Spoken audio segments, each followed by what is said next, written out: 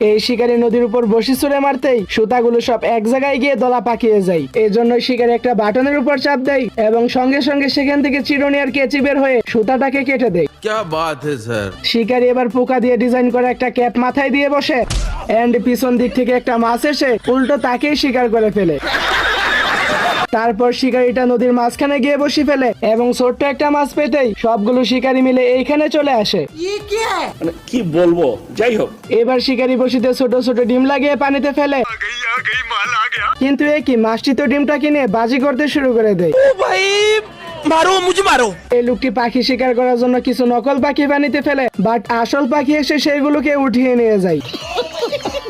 এইখানে একজন আর একজনকে হরিণের চামড়া দিয়ে তৈরি করা জামা পরিয়ে দেয় এবং লোকটা যখনই শিকার ধরতে যায়, কিন্তু এ কি, লোকগুলো তো উল্টো তাকেই শিকার করে ফেলে।